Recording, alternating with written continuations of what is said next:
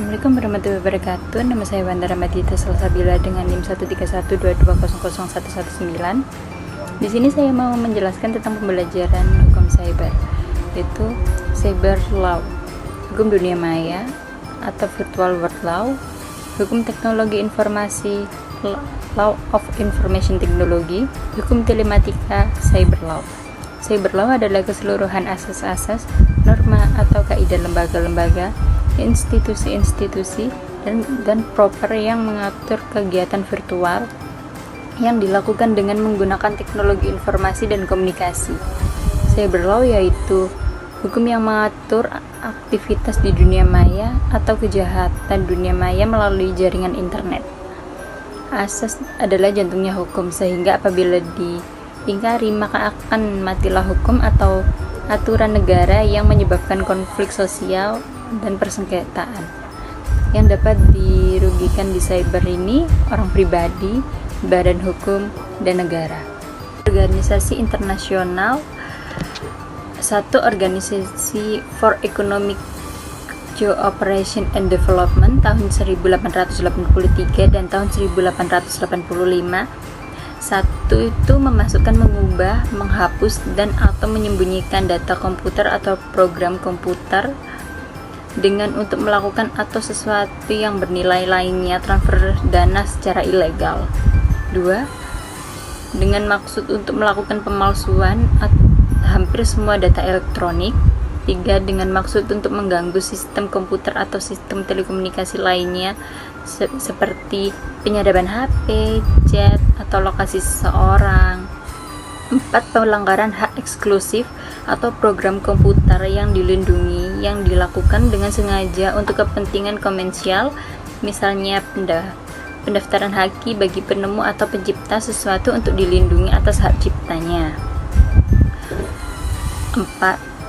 Mengakses atau mengintercept sistem komputer atau telekomunikasi tanpa seizin pihak yang bertanggung jawab atas sistem tersebut, baik dengan cara pelanggaran atas sistem pengamanan atau untuk tujuan dimaksud jahat lainnya. Misalnya orang jual compact disc yang asal menjual dengan menjadikan satu karya-karya orang lain dengan tanpa izin. Itu nomor 2, ada Unit Nasional atau UN dikenal sebagai PBB, yaitu modernisasi hukum pidana material dan hukum acara pidana nasional untuk menjamin dan memadai dalam menindak TP cyber. Misalnya Undang-Undang Nomor 1 Tahun 2023 tentang KUHP, yaitu formulasi TP cyber di UU ITE, dan Undang-Undang Nomor 1 Tahun 2024. 1. Undang-Undang Nomor 11 Tahun 2008. 2. Undang-Undang Nomor 19 Tahun 2016. 3. Undang-Undang Nomor 1 Tahun 2024. Di sini meningkatkan upaya-upaya pengamanan komputer dan upaya-upaya preventif dengan memperhitungkan masalah terkait perlindungan privasi, penghormatan HAM, dan kebebasan fundamental serta setiap mekanisme pengaturan penggunaan pemanfaatan komputer. Yang ketiga ada The Group of Eight, kelompok Perancis Industri yang terdiri dari Kanada, Jerman, Perancis, Italia, Jepang, Inggris, Amerika Serikat, dan Rusia. Nomor 8 menyetujui 10 prinsip mengenai high-tech crime, antara lain: 1. Tidak boleh ada tempat berlindung bagi penyalahgunaan teknologi informasi.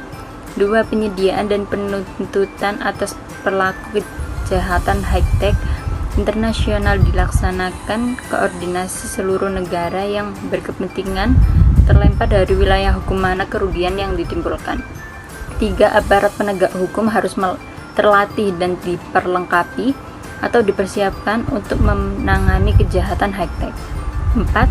Sistem hukum harus melindungi kerahasiaan, keutuhan, dan ketersediaan data dan sistem dari kerusakan yang diakibatkan oleh adanya perbuatan melawan hukum dan menjamin adanya penghukuman terhadap penyalahgunaan serius. 5.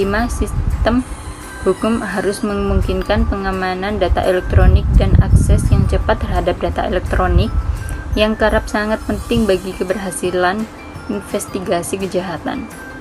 6. Rezim bantuan timbal balik harus dapat menjamin perolehan dan pertukaran alat bukti yang cepat dalam kasus yang melibatkan kejahatan high-tech internasional. Yang ketujuh, ada akses elektronik lintas batas oleh penegak hukum terhadap informasi yang dapat diakses oleh umum, tidak memerlukan pengesahan atau izin dari negara di mana dari data itu diperoleh atau beradanya. Yang ke-8, harus dikembangkan dan diterapkan standar forensik untuk memperoleh dan mensahkan data elektronik dalam proses investigasi dan penuntutan. Yang ke-9, ada sistem informasi dan telekomunikasi harus dirancang untuk membantu pencegahan dan mengetahui penyalahgunaan dari jaringan, dan juga harus dapat digunakan menelusuri dan menentukan para penjahat dan mengumpulkan alat bukti. Yang ke-10, kegiatan di bidang ini harus dikoordinasi dengan kegiatan dalam fora internasional lainnya yang relevan untuk memastikan tidak adanya upaya tumpang tindih.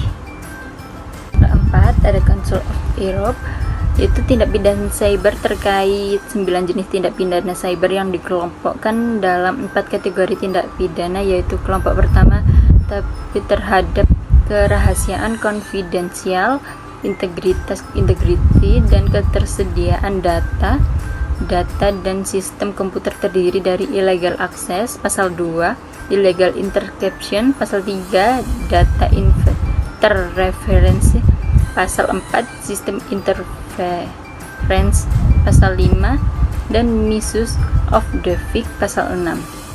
Kelompok 2, tapi yang berkaitan dengan komputer terdiri dari pemalsuan yang berkaitan dengan komputer related forgery, pasal 7, dan penipuan yang berkaitan dengan komputer related fraud of pasal 8. Ketiga, tapi yang berkaitan dengan konten yang berisi ketentuan tentang tindak pidana yang berkaitan dengan pornografi anak, offense related to child pornography, pasal 9. 4. Kelompok 4, tapi yang berkaitan dengan pelanggaran hak cipta dan hak-hak terkait, pasal 10. Dan juga sejarah cyber law di Indonesia. Dimulai pada tahun 2000, pemerintah mulai menggagas untuk mengatur berbagai aktivitas di cyberspace. Pada Maret 2003, pembentukan RUU IKTE dilanjutkan oleh Kominfo dan menjadi RUU IETE. Pada 2005, RUU IETE berubah menjadi RUU ITE. Pada 25 Maret 2008, DPR menyetujui RUU ITE menjadi UU ITE. Pada 21 April 2008, Presiden diundangkan dengan Undang-Undang Nomor 11 Tahun 2008 tentang ITE, Lembaran Negara Tahun 2008 Nomor 58. Pada tahun 2016, UU ITE direvisi melalui Undang-Undang Nomor 19 Tahun 2016 tentang perubahan atas Undang-Undang Nomor 11 Tahun 2008 tentang ITE. Urgensi pengaturan cyber law di Indonesia yaitu kepastian hukum untuk mengantisipasi implikasi-implikasi yang timbul akibat pemanfaatan dan adanya variabel global, yaitu persaingan bebas dan pasar terbuka.